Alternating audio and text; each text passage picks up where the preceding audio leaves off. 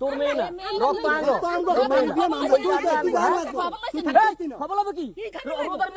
লক্ষ্মীপুরের রামগঞ্জে এতিমের সম্পত্তি আত্মসাতের চেষ্টার অভিযোগ উঠেছে বিল্লাল হোসেন ও মানিক হোসেন নামে দুই ভাইয়ের বিরুদ্ধে। আমার স্বামী মারা গেছে দেন আজকে 7 বছর। 7 বছর মারা যাওয়ার পর আমি এখানে থাকতেছি। শ্বশুর মারা গেছে আজকে 1 বছর। এখন বলতেছে শ্বশুর মারা যাওয়ার পরে আমার দিন দিন আমার উপর অত্যাচার নির্যাতন, বলে আমার এক মেয়েরা এখানে কোনো সম্পত্তি পাবেন। ভুক্তভোগী রোমানা আক্তার অভিযোগ করে বলেন, আমার স্বামী মমিন হোসেন 2019 সালের নভেম্বর মাসে মৃত্যুবরণ করেন।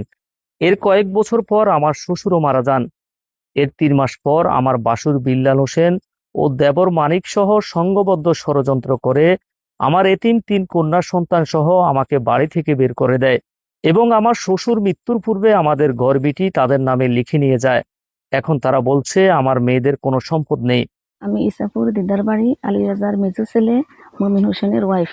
আমার হাজব্যান্ড 2019 সালে নভেম্বরের 17 তারিখে ইন্তেকাল করেছে। কিন্তু আমার 3 কন্যা আমাকে এমন পর্যায়ে নিয়ে যাইতেছে, আমি আজকে 20 বছর স্বামীর ঘরে থাকতেছি, কিন্তু আমাকে আমার স্বামী মারা গেছে দেন আজকে 7 বছর। 7 বছর মারা যাওয়ার পর আমি এখানে থাকতেছি। শ্বশুর মারা গেছে আজকে 1 বছর। এখন বলতেছে শ্বশুর মারা যাওয়ার পরে আমার দিন দিন আমার উপর অত্যাচার নির্যাতন, বলে আমার এক মেয়েরা এখানে কোনো সম্পত্তি পাবেন। সংবাদ সংগ্রহকালে অভিযুক্ত বিল্লাল হোসেন ও মানিককে ভুক্তভোগী রোমান আক্তারের সাথে উত্তেজিত ভাষায় কথা বলতে দেখা যায়। তুই লাউয়া তুই অন তাই পাশে আবার মুখ থেকে তুই লাউয়া তুই কিচ্ছু না তুই লাউয়া তুই ওয়ারি উঠ তুই আর ভাইয়ের সম্মত থেকে 2 সাইডে না হাইবি বা আড়াই হাইবি তুই এটা বেটা চলবে আমার মেয়ে আমগো মেয়ে তোর মেয়ে না রক্ত আমগো তিনি আরো বলেন, আমার শ্বশুরের প্রায় 300% সম্পত্তির বেশি রয়েছে। তারা হিসেব ছাড়া বিভিন্ন জায়গা দিয়ে কয়েক ভাগে বিভক্ত করে আমাদের কিছু সম্পদ ভাগ করে দেয়।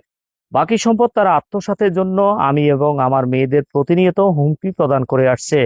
বর্তমানে আমি নিরাপত্তাহীনতার কারণে আমার বাবার বাড়িতে থাকি। আমি এলাকাবাসী ও প্রশাসনের কাছে এই জুলুমের বিচার চাই।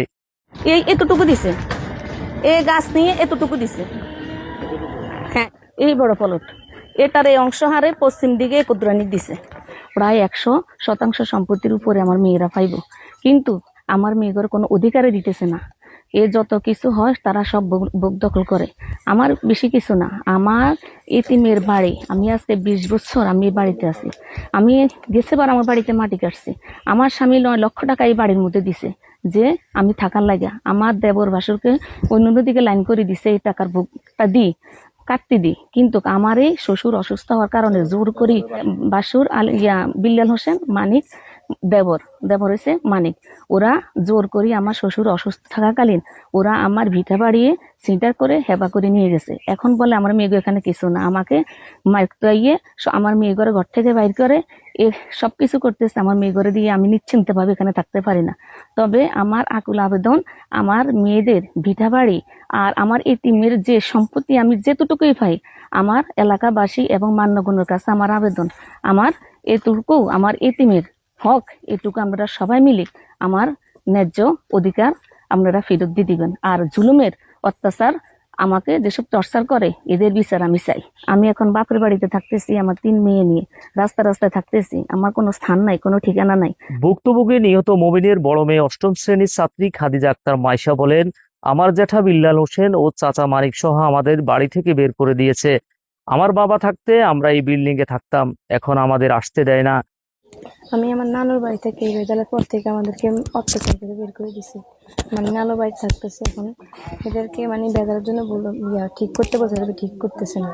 মানে ওরা সব আমাদের বড় জেঠু, ছোট জেঠু, ফুপিরা। বড় জেঠুর নাম বিল্লাল হোসেন, ছোট জনের নাম হচ্ছে মানিক হোসেন। আমরা এই ঘরে থাকতাম। এটা কি তোমার বাবা মারা যাওয়ার পরে? এটা আমার বাবা মারা যাওয়ার আগে দিয়ে গেছে আমাদেরকে। মানে বাইর করছে কখন? বার করছে বাবা মারা যাওয়ার পরে, মানে বিড়াল পরে আর কি এটা বের করেছে। তোমার দাদা মারা যাওয়ার পরে, বাবা মারা যাওয়ার পরে তোমাদেরকে বাইর করে দিয়েছে। নিহত মমিনের মেজ মেয়ে আমেনা আক্তার বলেন, আমাদের বাড়ির নারিকেল সুপারি ফল সহ সবকিছু তারা নিয়ে যায়। আমার বাবা নেই বলে কেউ আমাদের খোঁজ নেয় না। এইখানে কম হলে বছরে মানে 60-70টা ধরবে কাঁঠাল, সবগুলো বিক্রি করে ফেলবে, রান্না মেয়েদের বাড়িতে দিয়ে দেবে। আবার অনেক আম গাছ আছে, এই বছর মানে 50-60 হাজার টাকা আমাদের সুপারি বিক্রি করে দিয়েছে। তোমাদেরকে কেউ খোঁজ খবর নেয় না? নেয় না। বাইর করে দিয়েছে কারা কারা? দাদু, জ্যাঠা, কাকা আর পুকুরা। এ বিষয়ে স্থানীয় কয়েকজনের সাথে জানতে চাইলে ভয়ে কেউ কথা বলতে রাজি হয়নি। যে সমস্যা ওনাদেরকে থাকতে দেয় না, এই বিষয়টা আসলে কতটুকু? এটা তো আমি ব্যক্তিগতভাবে বলতে পারতাম না এবার। আমারও বিরুদ্ধে হেরে বিদ্যেছে উচিত কোনো কথাই কম। অভিযুক্ত বিল্লাল হোসেন সম্পত্তি আত্মসাতের বিষয়টি অস্বীকার করে বলেন, তাদের 51% জায়গা বুঝিয়ে দেওয়া হয়েছে, তবে কয়েক ভাগে তাদের এই সম্পত্তি দেওয়া হয়। বাবার সম্পত্তি থেকে কতটুকু সম্পত্তি পাওয়ানো হয়েছে, কতটুকু বুঝাই দিয়েছেন ওনাদেরকে? ওনাদেরকে 51% জায়গা আমি বুঝাই দিছি। জি। বাবার জায়গা পাওনা হয়েছে 46%, 66 পয়েন্ট। ওর ভিতরে যে বাবার জায়গা যেগুলো রেকর্ডের বাইরে ছিল ওই জায়গা সহ হিসাব কিতাব করে পূর্ণ অংশ বুঝাই দিছি। আমার কাছে ডকুমেন্টস আছে বাজারও, আমি দিতে পারি অলরেডি এখন গেলেও, যে কতটুকু পাইছে, কতটুকু তাদের দলিলের বাইরে ছিল এবং কতটুকু জায়গা রেকর্ড ছিল সবই আছে আমার কাছে। ফিতা আলী রাজার পৈতৃক সম্পত্তির পুরো হিসাব চাইলে তিনি হিসাবের বাকি রয়েছে বলে জানান। আপনার বাবার টোটাল কতটুকু সম্পদ?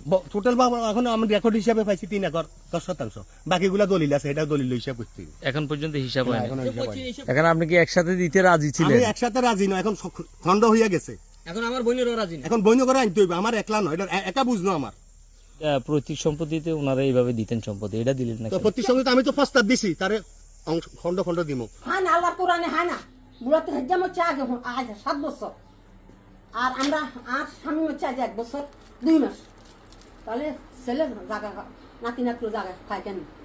কোনো আল্লাহর কোরআনে যে জায়গা গেছে আপনি পড়ো, এই জায়গা কইছে জায়গার সম্পদ হয় না, তো আমরা এই আইন বার করছে জাস্টি করে হাইব আমরা।